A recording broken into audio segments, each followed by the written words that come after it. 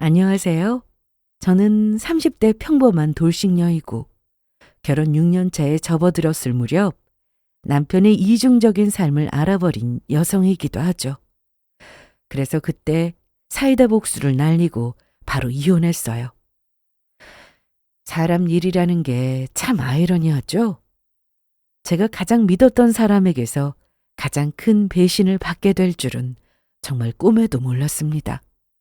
저는 평범하게 살고 싶었어요.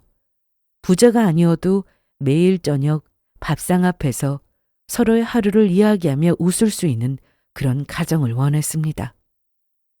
그런데 제 남편은 그 평범한 행복조차도 짓밟아 버렸어요. 결혼 초반 남편은 세상 다정했습니다. 아침마다 커피를 내려주고 힘들 때면 어깨를 내어주던 사람이었어요. 그런데 시간이 지나자 다정함은 싸늘한 무관심으로 바뀌었습니다. 출장이 잦아지고 연락이 뜸해지고 하루하루 변해가는 그의 태도에 불안이 쌓여갔죠. 그리고 결국 저는 남편의 외도를 알게 되었습니다. 그가 해외 출장이라던 그 시간에 상간녀와 함께 여행을 다녀왔다는 사실을요. 그 사실을 알고도 한동안 큰 충격에 빠져 아무 말도 하지 못했습니다. 이혼을 결심하기엔 아직 현실적인 문제들이 많았거든요. 그러던 어느 날 시누이가 결혼을 앞두고 신혼집이 필요하다고 찾아왔습니다. 시모는 시누이 결혼하는데 우리가 뭐라도 해야 하지 않겠냐며 은근슬쩍 저를 바라보았어요. 남편은 아무 말이 없었지만 묘하게 회피하는 눈빛이었습니다. 그리고 며칠 후 남편이 해외 출장을 떠났고 전 홀로 집에 남았는데 그때 뜻밖의 상황에서 남편의 금고 비밀번호를 알게 되었어요. 그 안에는 남편이 숨겨둔 비상금 5억 원이 있었죠. 그 돈을 발견했을 때 제 머릿속엔 수없이 많은 생각이 스쳤습니다. 그 사람은 외도도 모자라 가족들에게는 돈 없다고 생색을 내며 혼자 재산을 쌓고 있었구나. 다시금 저를 기만한 남편에게 분노가 폭발했어요. 그래서 저는 그 돈으로 시누이 신혼집을 마련해 줬습니다. 아니, 정확히 말하자면 미리 신혼집에서 살라고 집을 사준 거죠.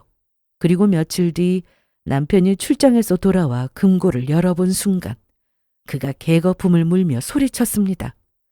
저는 그 돈으로 당신 여동생의 신혼집을 마련해 줬다고 했고 남편의 얼굴이 창백하게 변했어요.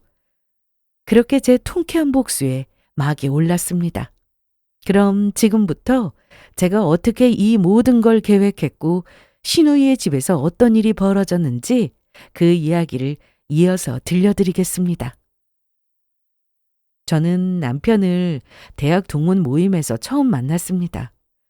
솔직히 말하면 첫인상부터 제 스타일은 아니었어요. 무뚝뚝하고 말수도 적고 표정 하나 변하지 않은 그 얼굴이 처음엔 무섭게 느껴지기까지 했습니다. 하지만 이상하게도 그 무뚝뚝함 속에서 느껴지는 묘한 안정감이 있었어요. 그때 저는 회사에서 계속 야근하며 하루하루를 버티는 중이었고 직장에서도 집에서도 혼자라는 외로움이 점점 커지고 있었죠. 그런 저에게 남편은 조용히 다가왔습니다. 저를 귀찮게 하지 않으면서도 늘 제 곁에 있어주는 사람이었어요. 일 때문에 힘들어하는 저를 편안하게 해주려고 노력했고 위해주려는 마음이 참 예쁘게 느껴졌습니다. 오늘도 야근이라는 말에 두말하지 않고 회사 앞까지 찾아와서 기다려주고 또 안전하게 집까지 데려다 줬어요. 남편은 말수가 적은 편이었지만 행동으로 마음을 보여주는 타입이었습니다.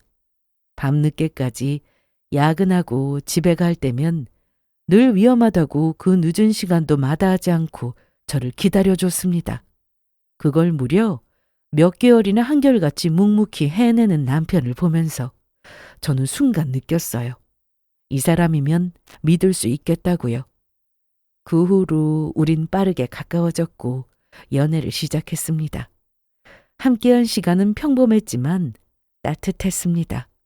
퇴근 후 커피 한 잔 마시며 회사 이야기로 웃고, 주말이면 영어관 데이트를 하거나 동네 공원을 걸으며 소소한 행복을 나누었죠.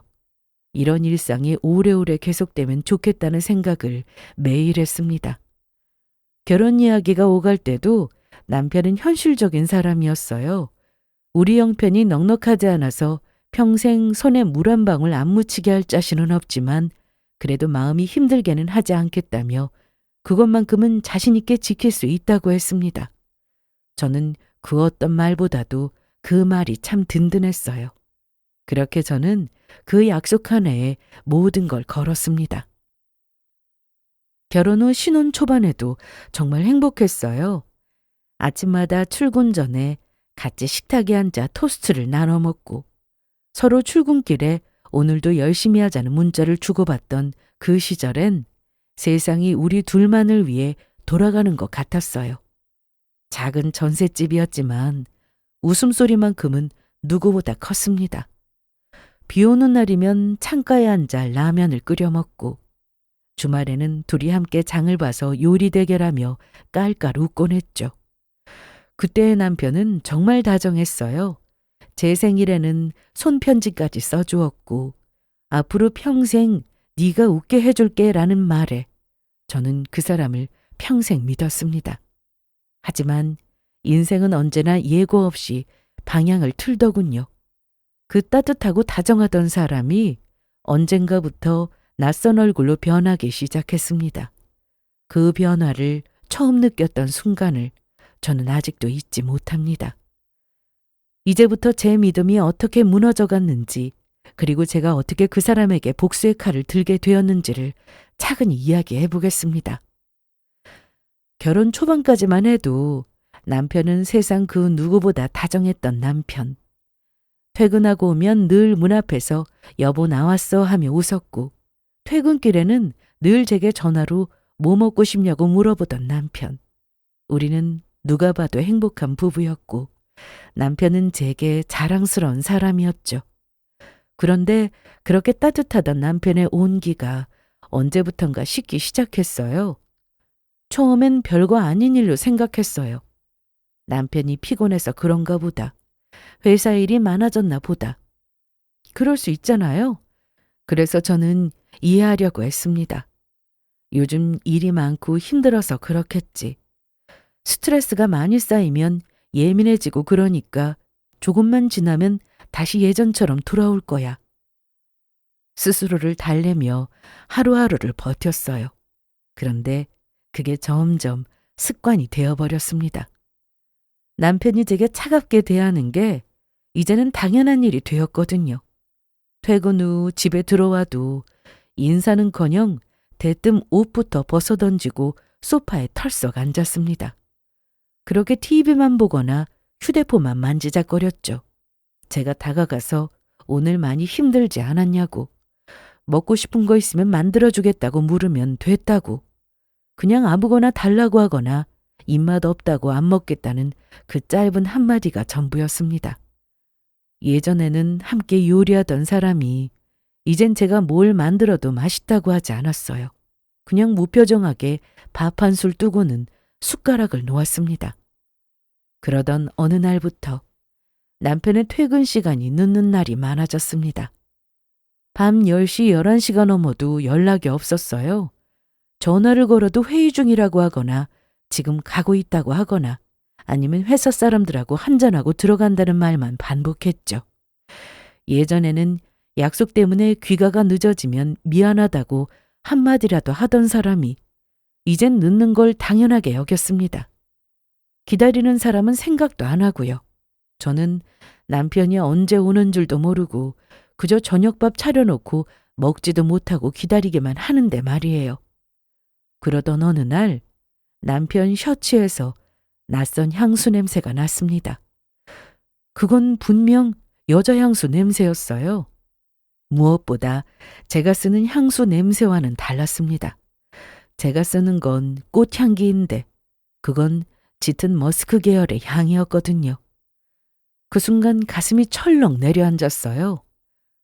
이 향이 왜 남편 셔츠에서 나는 거지? 그날 밤 저는 한참 동안 남편의 셔츠를 붙잡고 불안한 마음을 지우지 못했습니다. 그러던 중 제가 남편의 셔츠 냄새를 맡으며 의심스러운 표정을 짓는 걸 남편이 보게 됐고 대뜸 제 손에서 자기 셔츠를 빼앗으며 화를 냈어요. 지금 뭐 하는 거야? 왜 남의 옷 냄새를 맡고 그래? 뭐? 남의 옷? 내가 남이야? 아니, 말이 그렇다는 거지. 이상한 꼬투리 좀 잡지 마. 그리고 내 물건 좀 함부로 건드리지 말고. 그날부터 남편은 점점 더 저를 밀어냈습니다. 저와 대화하려 하지 않았고 제가 무슨 말을 해도 지겹다는 표정을 지으며 피하려 했어요. 주말이면 같이 산책하던 남편이 이제는 혼자 좀 있고 싶다면서 혼자만의 시간을 요구했습니다. 아니면 친구들 만나서 논다고 나가기 일쑤였고요.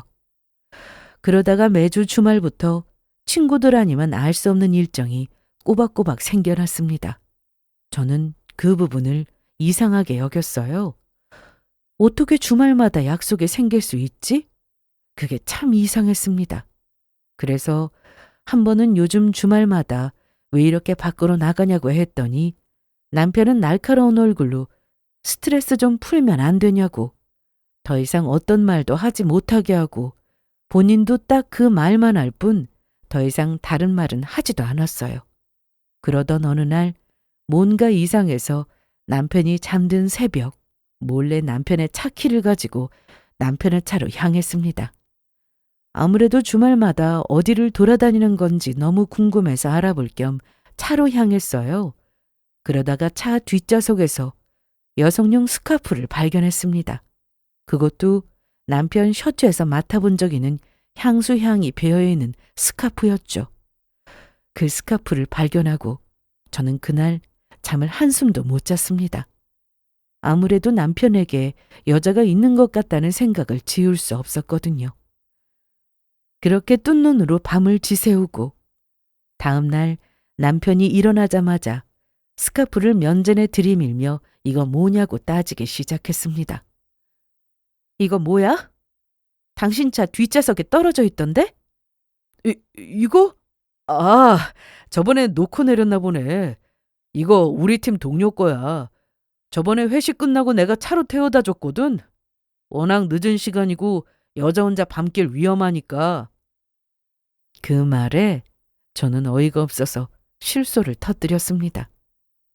늦은 밤에 퇴근해서 집에 혼자 오는 아내를 걱정 안 되고 같이 회식한 여자 동료는 그렇게 걱정되냐고 남편한테 서운한 티를 팍팍 내니까 그제야 남편은 제 손에서 스카프를 확 빼앗아 가더니 왜 허락도 없이 남의 차를 뒤지냐고 대체 무슨 생각으로 그런 거냐고 되레 화를 냈습니다. 잠깐만. 당신 지금 나 잘 때 내 차 몰래 뒤진 거야? 아 진짜 왜 이래? 아무리 부부 사이라고 해도 각자 프라이버시가 있는 거라고. 왜 도둑놈처럼 남의 차를 몰래 뒤져? 좀 적당히 해. 당신 이러는 거 진짜 숨 막혀. 의심돼서 차 한 번 뒤진 거로 남편은 숨 막힌다는 표현을 해댔습니다. 그러고는 제게 이제 하다 우유부증까지 있는 거냐면서 회사 동료 좀 차로 태워다 줄 수도 있지. 그게 뭐 그리 이상한 거냐고 되레 저를 이상한 사람으로 몰아갔어요. 그리고 매일같이 마주치는데 당연히 향수 냄새가 배지 않겠냐고 큰 소리 쳤습니다.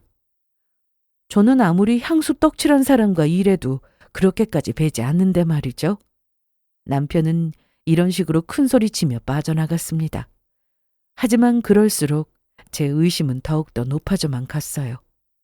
풀리지 않는 의문점이 계속해서 저를 괴롭혔습니다. 저야 하나뿐인 남편이니까 남편의 말을 믿고 싶었어요. 하지만 이런 남편의 행동이 오히려 수상함만 부추겼습니다. 남편의 말과 행동, 그 모든 게 이상하게 느껴졌어요. 어쩌면 제 촉은 이미 정답을 알고 있던 걸지도 모릅니다. 남편이 변했다는 걸, 이제는 저를 사랑하지 않는다는 걸 저는 느끼고 있었던 거죠. 그래서 더 불안하게 여겼는지도 몰라요. 그날 이후 저는 하루에도 수십 번씩 남편의 핸드폰을 주시했습니다. 남편의 카톡 알림음이 울릴 때마다 제 심장이 쿵 내려앉았어요. 누구와 연락을 주고받는 걸까? 혹시 내연녀일까?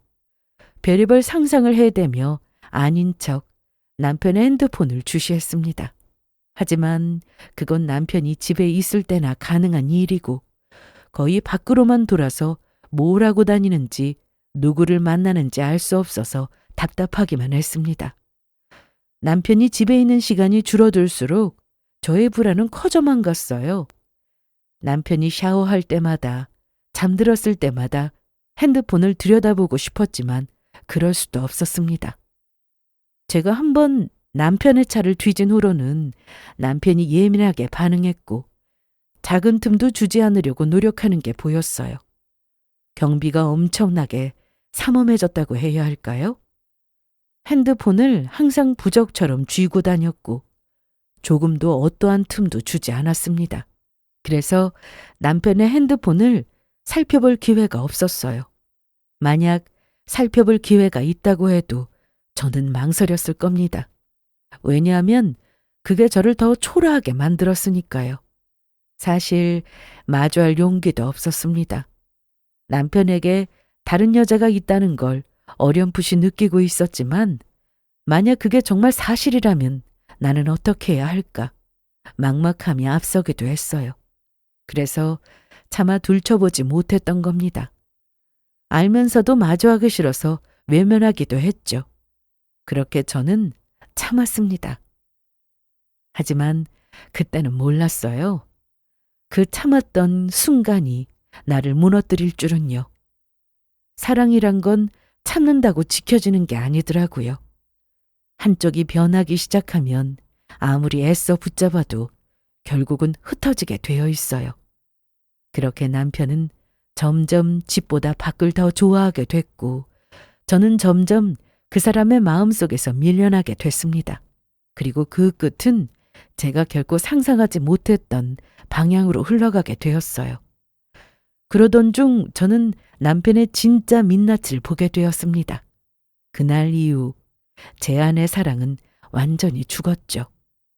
남편의 변화를 눈치챈 저는 결국 결심했습니다. 감정이 아니라 증거로 확인해야 한다고요. 언제까지나 남편의 외도를 의심하고만 있을 수는 없는 상황이었어요. 그래서 남편 몰래 사설 탐정을 찾아가 뒷조사를 의뢰했습니다. 퇴근 후의 동선, 주말 약속, 회식 장소 등등 그 모든 걸 철저히 추적했어요. 처음에는 이런 제가 너무 비참하게 느껴졌습니다. 남편의 행동 하나하나를 의심해야 하는 제 모습이 너무 초라했거든요. 하지만 한편으로는 이렇게라도 하지 않으면 평생 속고 살겠다는 생각이 들었어요. 확실하게 알지 못하면 계속 의심 속에 병들어갈 거라는 생각에 과감히 결단을 내렸습니다. 조사 의뢰서에 서명하는 제 손이 덜덜 떨렸지만 이걸 해야만 내가 살 수 있을 것 같았어요. 며칠 동안 남편은 평소보다 더 태연하게 행동했어요. 아무 일 없다는 듯 먹고 자고 늘 그렇듯 회사 일로 바쁘다고 집에 늦게 들어왔습니다.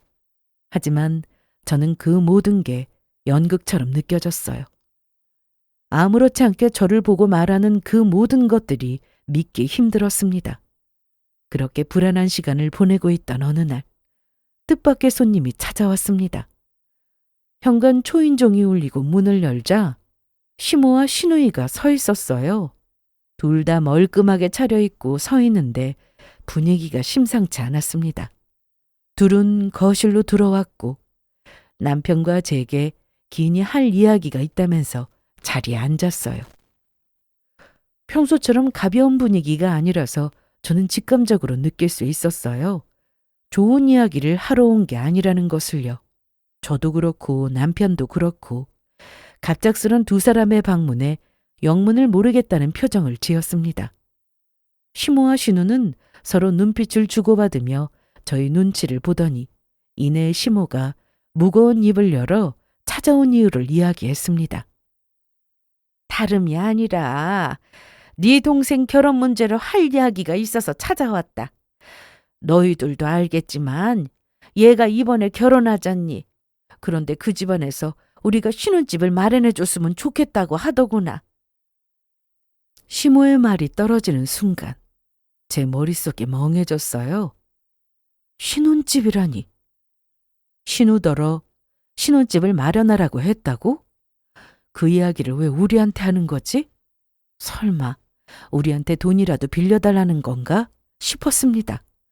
아무래도 돈 이야기인 것 같아서 난감했어요.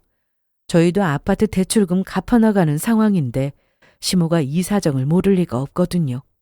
신우이는 변호사와 결혼을 앞둔 상황이었습니다. 운 좋게 변호사인 남자를 꼬셨는데 문제는 그쪽 집안에서 까다롭게 나온다는 거였어요. 변호사인 자기 아들과 비교하면 신우이가 한참 모자랐거든요. 신우이의 예비 남편은 직업도 좋고 또 집안도 좋다 보니까 아무래도 신우이가 성에 차지 않았을 겁니다. 그걸 대충은 알고 있기는 한데 왜 굳이 우리한테 이런 이야기를 하는 걸까 이해되지 않았어요. 그러던 중 신우이가 남편의 눈치를 보면서 슬쩍 남편한테 도와달라고 했습니다. 이런 말 많이 부담스러울 거 알아. 나도 이 말을 어떻게 꺼낼지 오래 고민했고. 하지만 내가 지금 기댈 사람은 오빠밖에 없어. 이것저것 다 준비됐는데 갑자기 예비시댁에서 나더러 신혼집을 해오라잖아. 그런데 내가 그럴 돈이 어디 있겠어. 대출받아도 턱없이 모자라는데. 그래서 오빠가 도와줬으면 해. 신우이의 폭탄 발언에 남편은 표정 관리가 어려운 듯 보였습니다. 남편이 어찌 해야 할 바를 모르고 조용히 침묵을 유지하자 신우이는 의미심장한 표정을 지으며 남편한테 이렇게 이야기했어요. 자신보다 오빠가 더 부모님께 지원을 많이 받지 않았냐고. 자신한테 들어갈 돈까지 다 오빠한테 들어갔으니 그 정도는 오빠가 도와줘야 하지 않겠냐고. 오빠를 위해 자신이 희생한 게 많다는 식으로 이야기했어요. 그러면서 아까와는 달리 당연하다는 식으로 도와달라는 표정을 지었습니다. 그 표정이 참 얄밉게 느껴질 정도였어요. 남편은 곤란한 듯 저와 시모의 눈치를 살피더니 머리를 쓸어올리며 한숨을 쉬었습니다. 그래, 네가 나 때문에 고생한 거 알아. 그런데 내가 뭘 도와줄 형편이 아니야. 나도 마음이야 얼마든지 도와주고 싶지.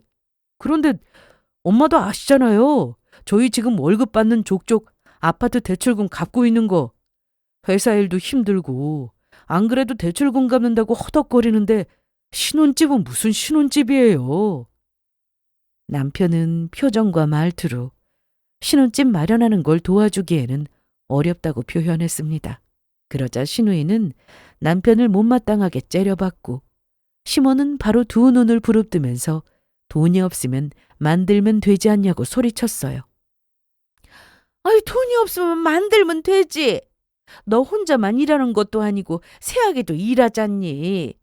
그러면 둘이 합쳐서 얼마든지 만들어낼 수 있잖아. 그동안 우리가 너한테 들어간 돈이 얼만데 지금 생각해보면 다 헛짓거리였어. 그렇게 고생해서 돈 들였더니 네가 우리한테 해준 게 뭐 있니? 한 달에 얼마씩 용돈을 챙겨줘? 뭘 해줘? 그러니까 이렇게라도 동생 한번 도와주고 우리한테 진 빚 갚아라. 이럴 땐 네가 오빠로서 도와주면 좋잖아. 시모는 어디서 빌리던지 어떻게든 돈을 마련해 오라고 했습니다. 젊은 것들이 뭘 이렇게 몸을 사리냐고. 둘이서 얼마든지 힘 합쳐서 갚을 수 있지 않냐고. 젊어서 고생은 사서도 한다는데 남도 아니고 가족인 동생을 위해 그 정도도 못하냐는 식으로 이야기했어요. 그래도 남편이 주저하면서 망설이자 신우이는 표독스런 표정으로 남편한테 소리쳤습니다. 아, 오빠 돈 있잖아. 내가 다 알거든? 돈은 무슨... 내가 돈이 어디 있어? 저번에 투자로 대박 터뜨렸다며. 언니 몰래 돈 숨겨둔 거 내가 모를 줄 알고? 무슨 소리야. 그런 거 없어. 신우이의 말에 남편은 크게 당황스러워하면서 제 눈치를 살피더니 버럭 소리쳤습니다. 대박은 무슨 대박이냐고. 그런 거 없다고. 그냥 심심해서 재미삼아 한 거고 투자금 100만 원도 안 된다고. 거기서 몇십만 원 붙은 정도인데 그게 무슨 대박이냐면서 멋쩍은 표정을 지었어요. 그런데 뭔가 이상했습니다. 남편이 크게 당황스러워하면서 제 눈치를 살피더라고요. 제가 남편을 의심하면서 알게 된 사실이 하나 있는데 남편은 거짓말을 할 때 코를 만진다는 거였습니다. 남편의 습관이었죠. 거짓말을 할 때마다 손으로 코를 만지거나 건드렸어요.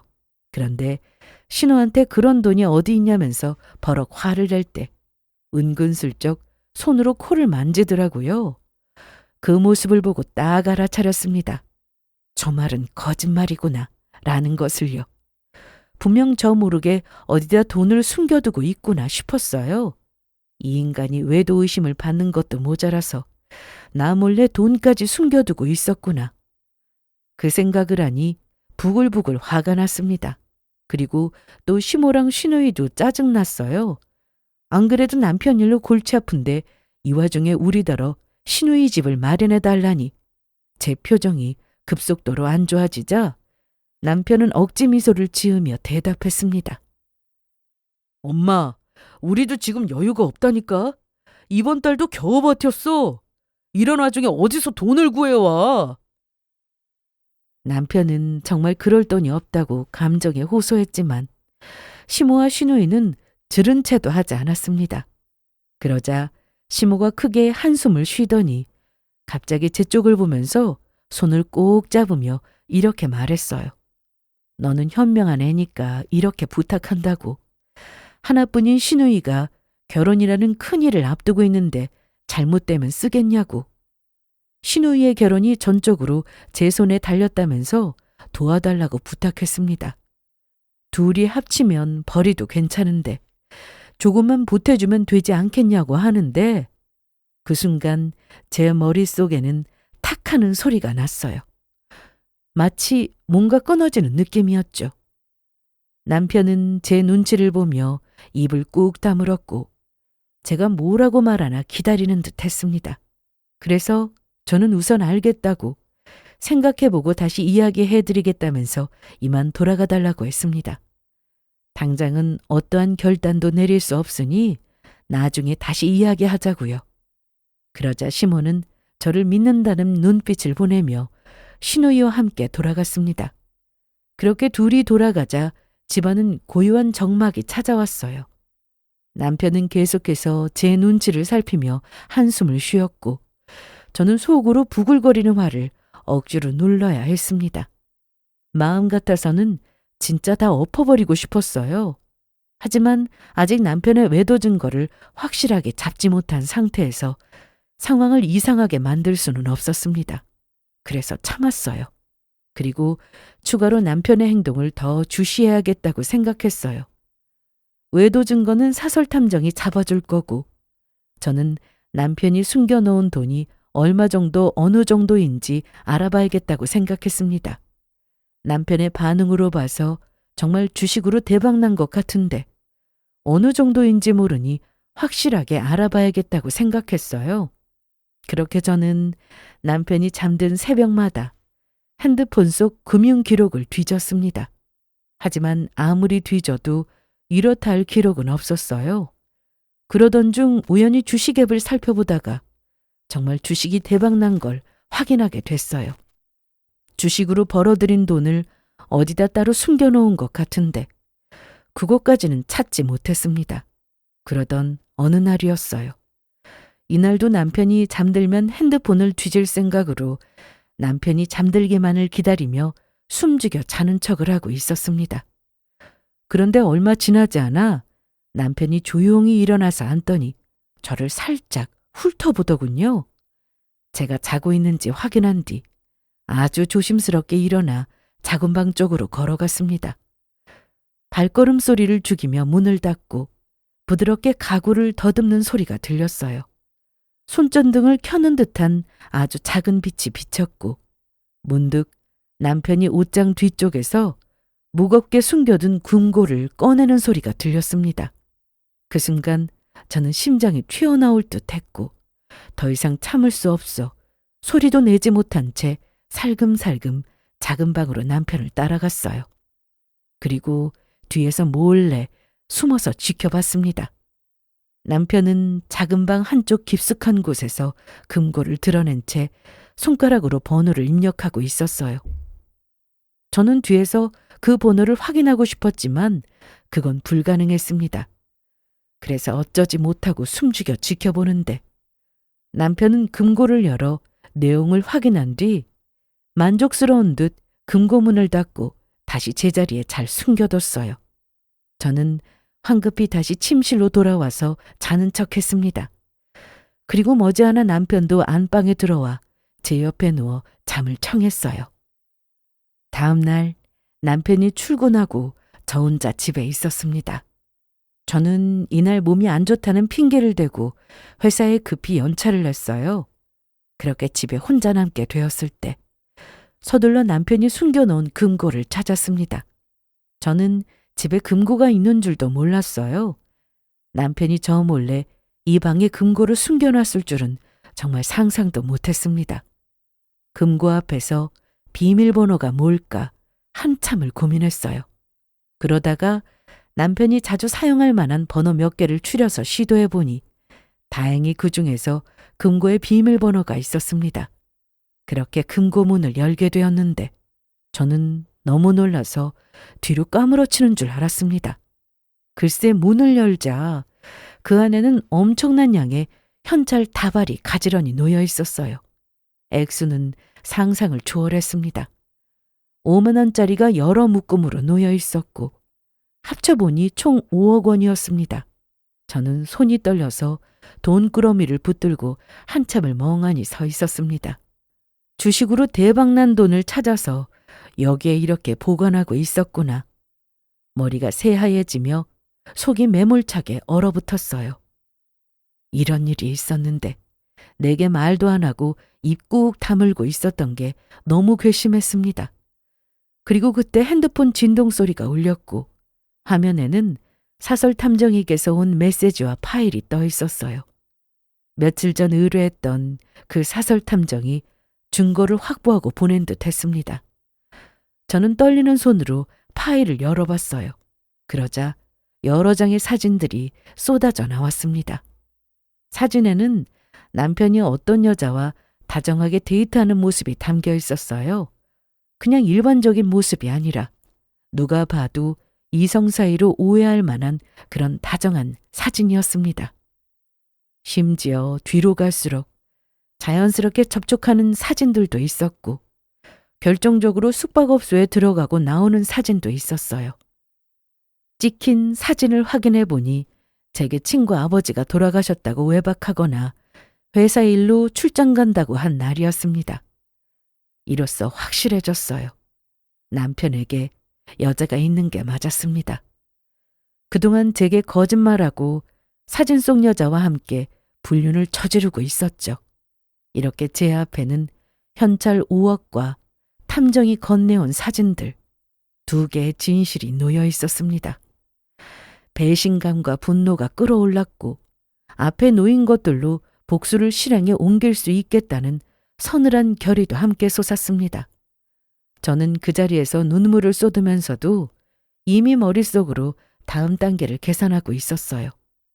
남편을 향한 배신감과 분노는 이루 말할 수 없을 정도로 컸고 결코 쉽게 넘길 문제가 아니었습니다. 그렇게 저는 고민하고 또 고민했어요. 어떻게 하면 이 인간에게 속 시원한 사이다 복수를 날릴 수 있을까? 한참을 고민하다가 현찰 5억에 눈이 딱 꽂히면서 머릿속으로 시누이가 떠올랐습니다. 남편 몰래 저 돈으로 시누이 신혼집을 마련해주면 좋겠다는 생각이 떠올랐어요. 물론 명의는 제 명의로요. 그렇게 저는 남편 몰래 엄청난 복수를 준비하기 시작했습니다. 기회는 남편이 자리를 비울 때 실행에 옮기기로 했어요. 한동안 남편을 예의주시하며 호시탐탐 기회만 노렸습니다. 그러던 중 남편이 출장으로 며칠 동안 집에 못 들어온다고 했고 저는 이때다 싶어서 알았다고 했어요. 남편은 출장 간다고 했지만 몰래 핸드폰을 확인해 보니 내연녀와 해외로 여행 가는 거더라고요. 차가운 미소를 지으며 생각했습니다. 그래, 내연녀랑 재미있게 실컷 놀다 와라. 네가 한국에 왔을 때 네 돈은 사라지고 없을 테니까. 남편이 출장 간다고 거짓말한 그날, 저는 이미 모든 준비를 마쳐두었어요. 금고에서 5억을 꺼내 봉투로 정리해두었죠. 남편이 누구와 어디로 가든 저는 그가 감춰둔 돈으로 그가 사랑하는 사람들에게 선물을 해주기로 결심했어요. 차를 몰고 시댁으로 향했고 시모와 신우에게 신혼집을 마련해 주겠다고 했습니다. 대신 조건을 하나 붙였어요. 그 조건은 바로 제 명의로 마련하는 거였습니다. 아가씨 집 제가 마련해 줄게요. 대신 조건이 있어요. 집은 제 명의로 살 거예요. 제 명의로 살 거라는 말에 시모와 신우이의 표정이 순간 굳었습니다. 시모는 집을 마련해 준다고 해서 정말 고마운데 해주는 거면 그냥 신우이 명의로 해주면 안 되냐고 했고 저는 그건 절대 안 된다고 했어요. 싫으면 그냥 없던 일로 하겠다고 했더니 집이 급한 신우이가 알겠다면서 냉큼 그렇게 해달라고 했습니다. 그렇게 저는 부동산을 통해 급하게 매물 몇 군데를 골라달라고 했고 제시된 곳 중에서 신우가 좋아할 만한 곳을 골랐습니다. 그 지역은 비교적 신축에 가까운 아파트였고 가격은 제 손에 들어온 5억으로 충분히 해결할 수 있는 곳이었어요. 며칠 뒤 저는 시모와 신우를 데리고 중개사 사무실에 갔습니다. 계약서를 펼쳐놓고 부동산 중개인은 집의 조건을 설명했어요. 서류에 제 이름과 주민등록번호를 적어 넣었고 계약금과 중도금, 잔금 일정을 확인한 뒤 제 통장에서 현찰로 준비한 5억을 중개 계좌로 송금 처리했습니다. 통장 이체 확인과 동시에 중개인은 등기 접수 절차를 안내해 주었고 남편을 향한 복수 계획을 차질 없이 빠르게 진행됐어요. 등기부 등본에 제 이름이 올라가는 순간 묘한 통쾌함이 가슴을 훑고 지나갔습니다. 뒤늦게 시모랑 신우가 그렇게 큰 돈이 어디서 났냐고 물었지만 저는 그저 아무 말 없이 웃기만 했어요. 그래도 신우이는 연신 고맙다면서 큰 걱정 덜었다고 절까지 알 기세였습니다. 그렇게 저는 한순간에 시모와 신우에게 엄청난 은인이 되었어요. 하지만 그들은 몰랐어요. 제가 이 집을 어떻게 활용할지요. 제게 연신 고마워하는 둘에게 저는 의미심장한 말을 남겼습니다.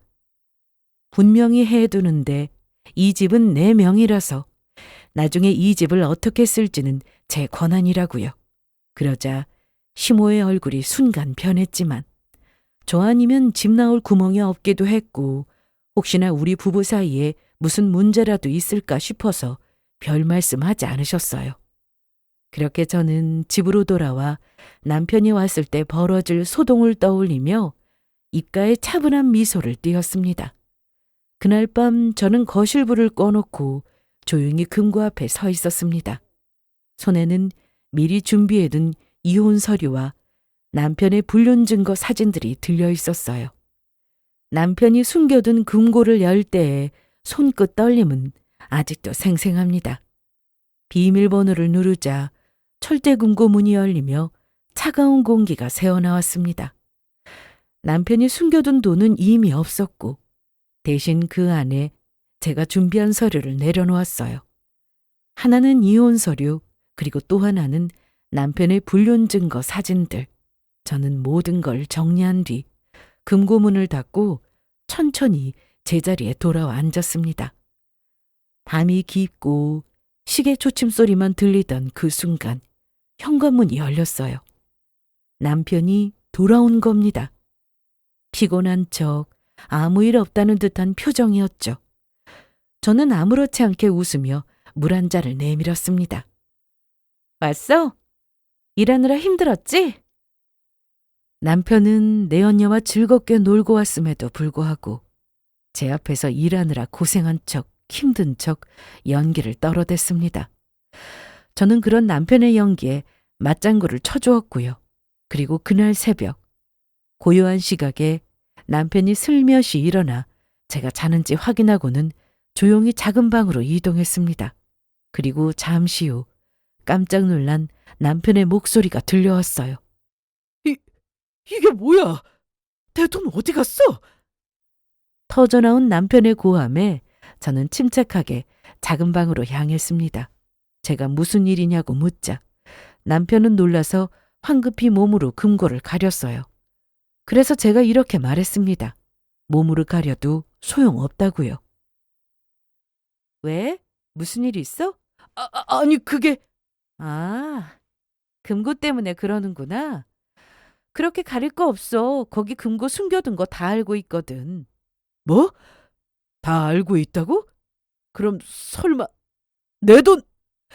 내 돈 어디 갔어? 여기 안에 들어있던 내 돈 어떻게 했냐고? 그건 차차 이야기해 줄게.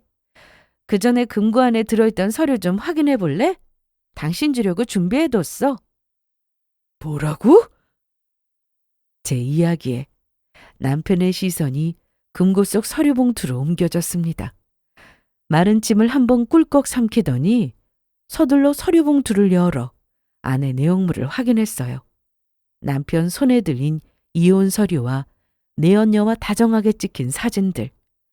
남편은 손을 덜덜 떨며 이게 다 뭐냐고, 어떻게 찍은 거냐고 물었고 저는 그동안 숨기고 있던 비밀을 털어놓았어요. 어떻게 알기는 열심히 따라다니면서 찍었지. 나 다 알고 있었어. 당신한테 나 말고 다른 여자 있던 거. 하는 행동이 하도 수상해서 며칠 따라다니며 살펴봤더니 글쎄 당신이 바람을 피우고 있더라고. 이번 출장도 사실은 그 여자랑 여행 다녀온 거 다 알아. 그러니까 우리 이혼하자. 거기 이혼 서류 보이지? 빼도 박도 못할 증거는 차고 넘치니까. 순순히 도장 찍는 게 좋을 거야. 우리 서로 피곤하게 소송까지 가지 말자. 다 알면서도 그동안 모른 척 연기했단 말이야? 하, 그럼 내 돈은, 여기 있던 내 돈 5억은 어디 간 거야? 남편은 얼굴이 새하얗게 질린 채 떨리는 손으로 사진을 집어던지더니 금고 속에 있던 돈을 어디다 빼돌렸냐고 물었습니다. 남편은 제가 불륜 사실을 알고 있다는 것과 이혼 서류에는 큰 관심이 없는 듯 했어요. 그저 돈이 중요한 듯 보였습니다. 저는 그런 남편을 조용히 바라보다가 입을 열었어요. 돈? 그거 당신 동생을 위해서 내가 잘 썼는데? 뭐? 그 돈을 뭐 어쨌다고? 설마 동생 신혼집 사줬어? 당신 동생 아주 좋아하더라. 저는 남편에게 제 명의로 신우이가 살 신혼집을 마련해줬다고 했어요.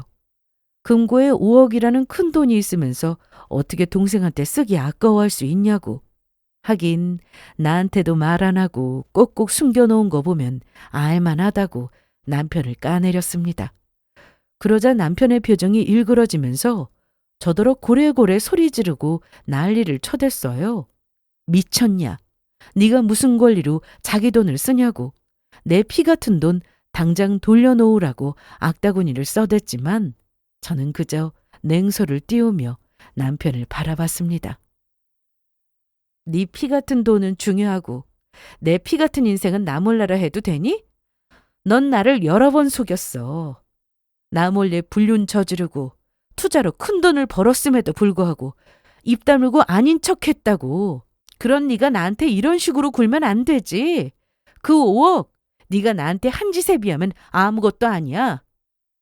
저는 남편에게 5억이라는 돈을 내 손에 넣었으니 위자료 같은 건 안 받겠다고 했습니다.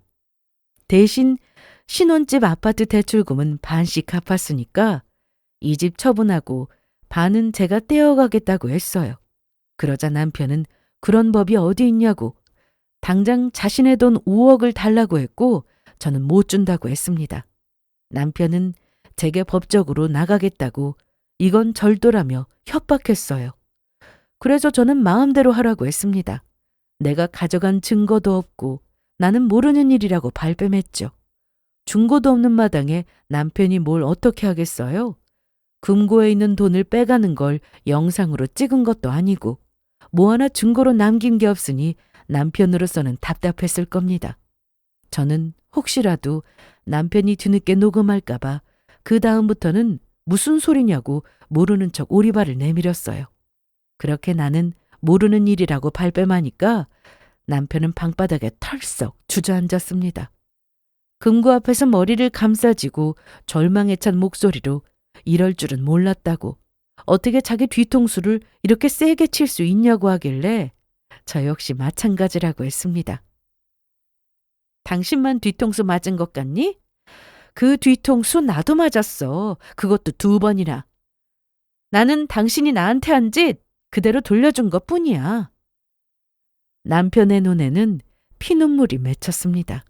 저는 마지막으로 그를 향해 미소를 지었어요. 그리고 이제 남은 건 이혼뿐이라고 쐐기를 박았습니다. 변호사랑 이미 이야기 다 끝났으니 좋게 좋게 마무리하자고 했어요. 그렇게 말하고는 미리 싸놓은 짐을 챙겨서 남편을 두고 천천히 현관문을 열었습니다. 그러자 뒤에서 남편의 절규 섞인 비명이 울려 퍼졌어요. 저는 애써 무시하고 차갑게 문을 닫으며 그 집을 나왔습니다.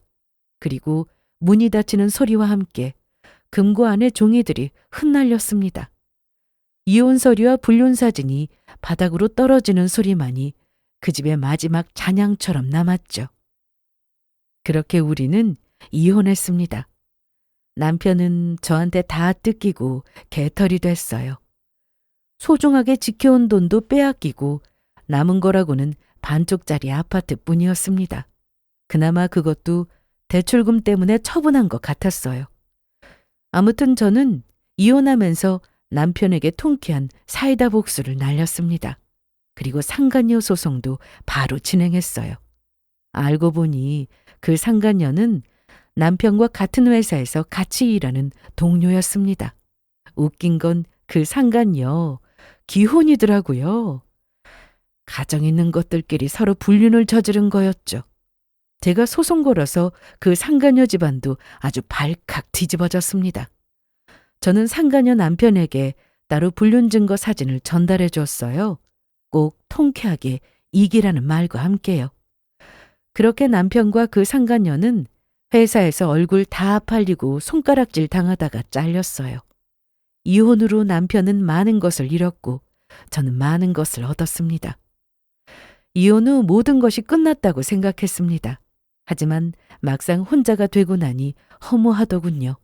그동안 제 인생은 남편이라는 사람의 그림자 속에서 존재했으니까요. 그래도 나름 후련하고 짐을 덜어낸 느낌이었습니다. 남편은 저랑 이혼하고 힘든 시간을 보내면서 저에 대한 소중함을 뼈저리게 느낀 모양이었어요. 이혼하고 나서 내연녀는 잠적했고 시누이에게 해준 신혼집은 법적으로 제 명이라 돌려받을 수도 없었습니다. 그 집은 그대로 제 재산으로 남아있어요. 아, 시누이한테 딱 2년만 봐준다고 했습니다. 그 이후에는 바로 짐 빼서 나가라고 했어요. 이건 동생한테 해준 거 없는 그 인간을 위해 제가 선심 쓴 거예요. 아무튼 모든 걸 잃고 무너진 남편은 제 앞에서 무릎을 꿇었지만 전 그때 아무 감정도 들지 않았습니다. 예전 같았으면 울면서 용서했을지도 모르지만 이제는 마음이 단단히 굳어져 버렸거든요. 다 끝났으니 그냥 남은 인생 서로 모른 척하며 살자고 했고 남편은 그 자리에서 오열했습니다.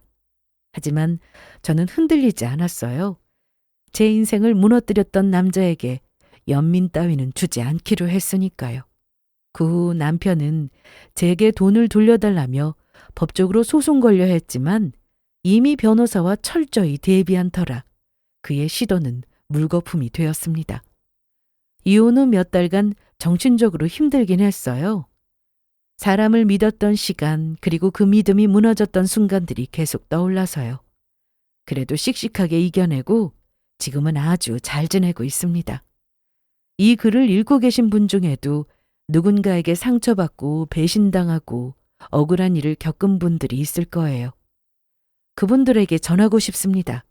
복수는 증오로 하는 게 아니라 자기 자신을 되찾기 위해 하는 거라는 걸 기억해 주셨으면 해요.